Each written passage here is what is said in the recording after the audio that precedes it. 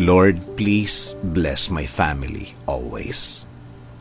Panginoon, maraming salamat sa aking pamilya. Maraming salamat at lagi silang andyan. Sila po ang aking inspirasyon, ang aking lakas. Sila po ang nagiging kakampi ko sa mga pagsubok ng buhay. At laging nakaalalay kapag kailangan ko ng suporta. Lord, kasama po ng aking dasal na ito na mas mapalapit sila sa iyo. Mas makilala ka nila. Mas malaman pa nila ang iyong kabaitan. Kasama ng nakikita nila sa aking buhay na ikaw ang pinagkukunan ko ng lakas sa araw-araw. Kasama na rin ang aking dinadasal na tulungan niyo rin ang bawat isa sa kanila sa tuwing kailangan nila ng tulong ninyo, Lord. Tulad na lang ng pagtulong na ginagawa mo para sa akin.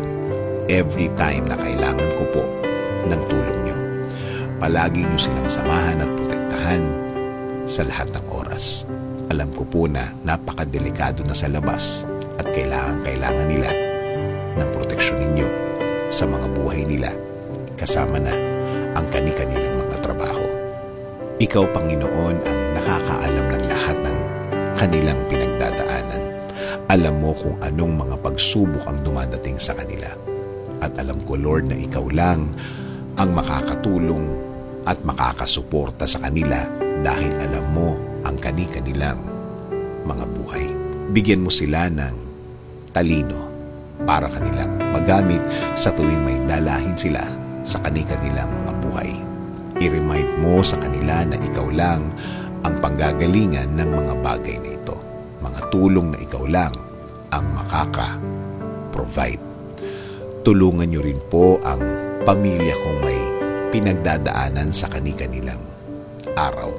Mga taong ayaw magsalita tungkol sa kanilang mga problema at nagdesisyon na lang na manahimik na lamang and decided to keep it to themselves.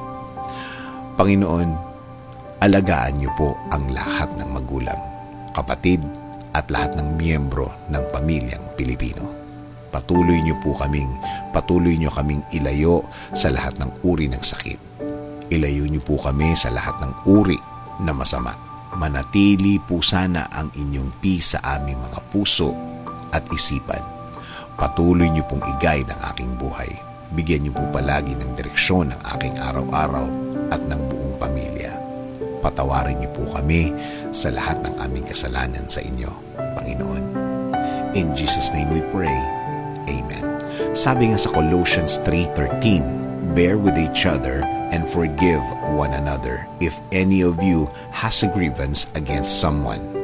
Forgive as the Lord forgave you.